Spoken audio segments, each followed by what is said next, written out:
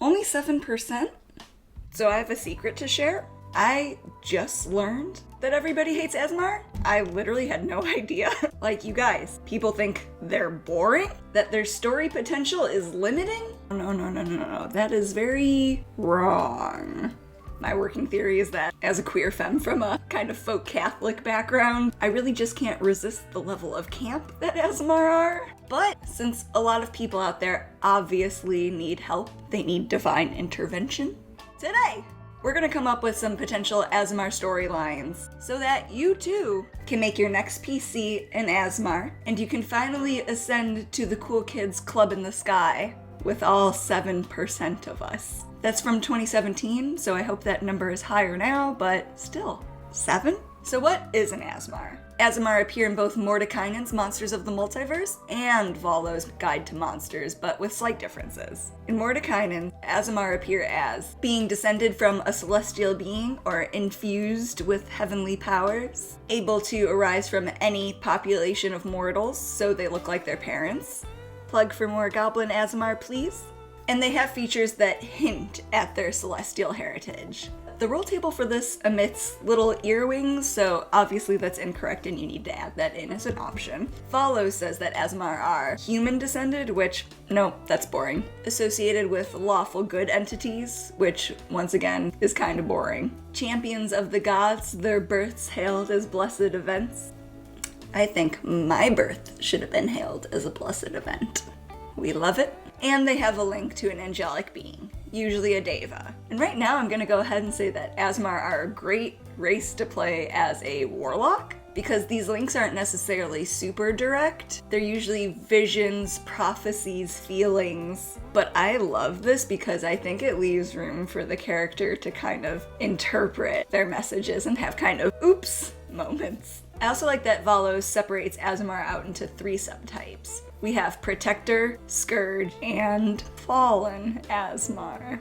Why should you play an Aasimar? Again, the unmeasured camp value. There's just something about leaning hard into something you know is corny. I legitimately wear a Halo headband to every session in the campaign I'm playing as an Aasimar. I like to wear flowy, angelic clothes, serve dewy makeup looks, the whole shebang. Pick an Aasimar because you know how to fucking have fun. Because playing with and against stereotypes is so much fun. If everyone knew that you were basically an angel walking among them, how would they act and how would that affect you? Would your ego get a little too inflated? Would you feel like you had impossibly high standards to live up to? Would you reject it all? Or would people's doubts about you get to you over time? There are so many different directions you can take this in. Some classic themes and plots to explore for Aasimar include protection, perfection and goodness, rewards and punishment, mercy and vengeance, excommunication and ascension, missions and assignments, and higher powers and beliefs, especially with a dash of hierarchy drama thrown in. And right now is a great time to issue the important reminder that D&D has gods, not just one god. My builds are definitely going to have that Judeo-Christian feel to them, and that's because I come from a Catholic background, but I feel like when creating the Aasimar, they did kind of stop at that obvious inspiration, which I think is part of why people say they're boring. And 1, yeah, they're right, and 2, they're also totally wrong, because it doesn't have to relate to the Judeo-Christian concept of celestials. Lots of different cultures and religions have celestials to draw upon. So if your culture includes something that you think would be cool to play with, go for it. But D&D's pantheon includes so many kinds of gods. What would a celestial related to Kalimvor or Corellon or Selune look like? What innate story hooks are present when they're connected to these certain gods? You don't even need to be a life, light, love domain kind of Aasimar. Consider other gods of other domains. Domains like justice, vengeance, grace, creation, for when you start trying to one-up existing gods. Fate, freedom, wrath. Come on, you guys. The options are literally limitless. Aasimar aren't boring, you're the boring one! Today the character concepts I came up with are all pretty much inspired by the 9 choirs of angels. They belong to 3 categories, which when simplified serve the function of direct interaction with God, fulfilling God's plan in the universe, in serving humanity. So we can take one of those categories right there and apply that to literally any god in the D&D pantheon, and we'd have wildly different stories for every character. And with each of these examples, remember to always work with your DM on them. Tell them what you're interested in exploring. They might have ideas that make your PC even cooler. But if you create your character in a vacuum, particularly with a lot of these Aasimar concepts, you'll end up feeling disappointed. So do that thing with the words and the communication and the yes-anding. I think it's called talking. So for Aasimar concept number 1, we have the incarnate. So for this concept, I imagine this character as one sent back to the mortal plane to take care of unfinished business. And this can be either their own or on behalf of their god, but I like to imagine this scenario in more of a Feywild-esque type of way, where the character doesn't get to keep their memories of their past life. So this is an old soul put into a new form. And this can be particularly fun if you work with your DM so that certain moments are guided by your god. They can incorporate little flashbacks as it becomes more and more obvious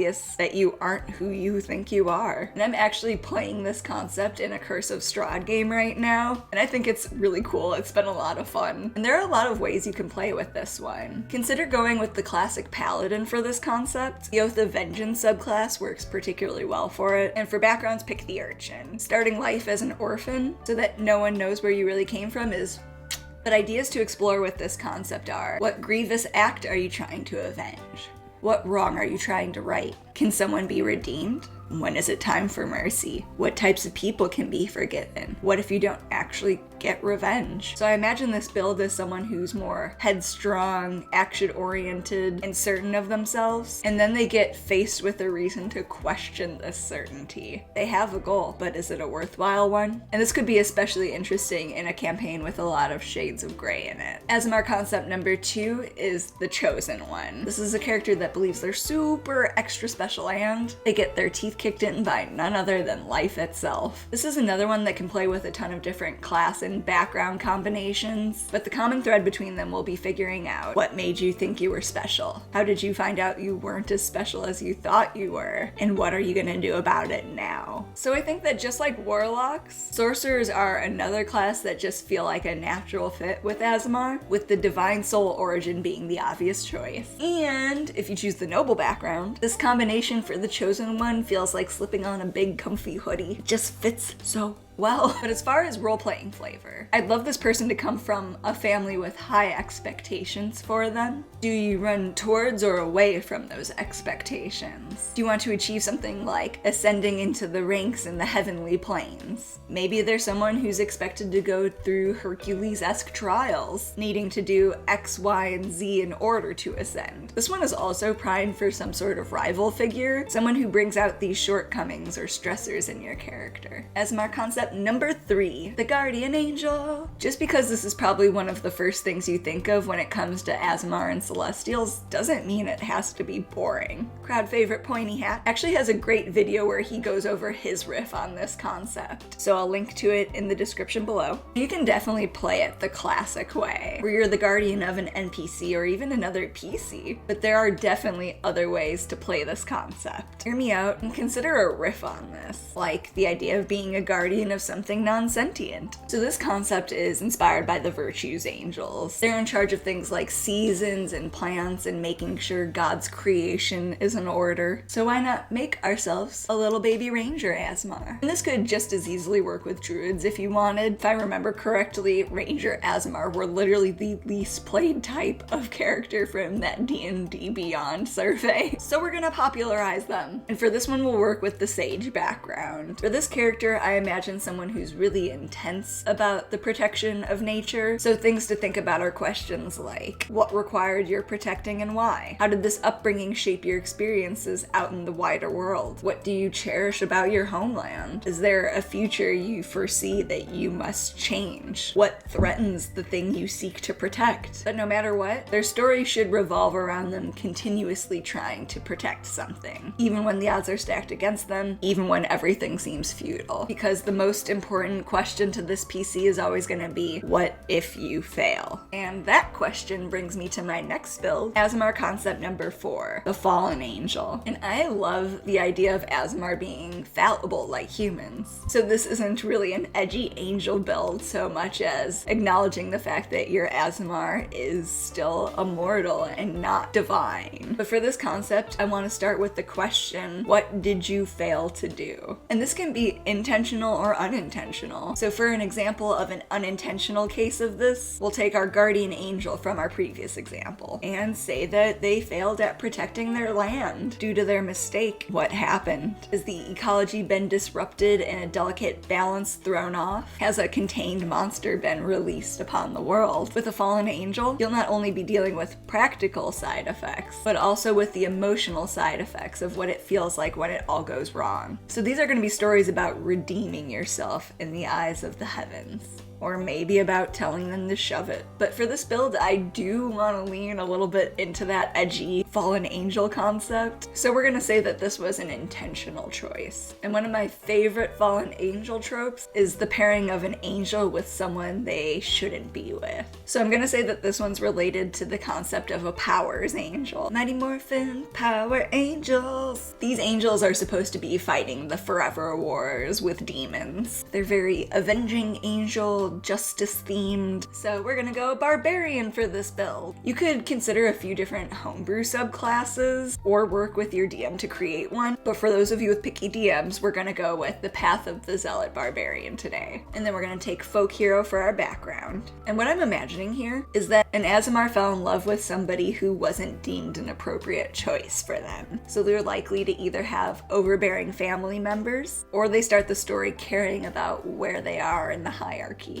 This is a character who wants to be part of that world. Fun fact, I can't sing, but that will not stop me. But this is a great character choice if you want to explore stories that involve them feeling like a fish out of water living a lower mortal life. Potential fallout from the shirking of responsibilities and consequences of them abandoning their path. Especially if it involves some consequences with the lower mortal they're involved with. This is also a fun one to explore how your PC fell in love with them, and if the person even returns their feelings. Is this unrequited or unknown love? No matter which way you go with this, I like to imagine that this stand for individual wants in a celestial-oriented being would be very rare, and this bravery would have dire consequences. Last but not least, Aasimar concept number 5, the Redeemer. I like to think of this build as someone trying to grow into something greater, and maybe that's starting to cause them trouble. And for this combo, I'm gonna go with the Warlock Acolyte combo. This character is the protege of a higher being. Maybe one of those devas, but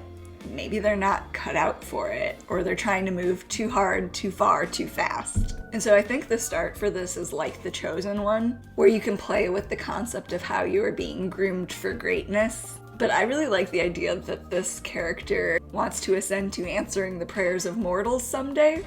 I think that sounds very cute, like a fairy godmother in training. And I'm actually considering playing with creating a heritage like this, much like how hexbloods and tieflings kind of feel familiar. I think that a fae-themed celestial would be a proto-fairy godmother.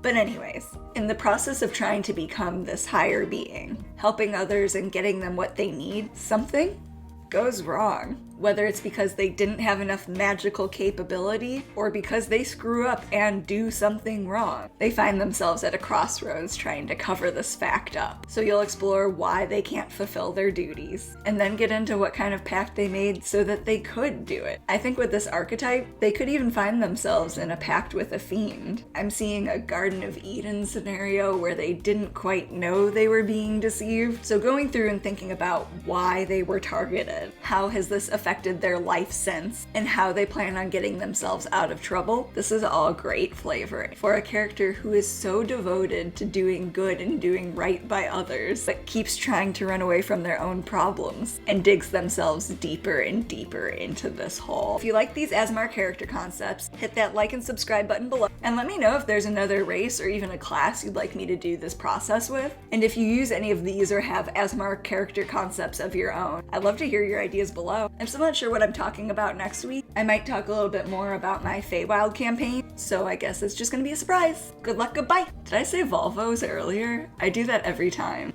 I swear to God. I think I said Volvos. This video is not sponsored by Volvo.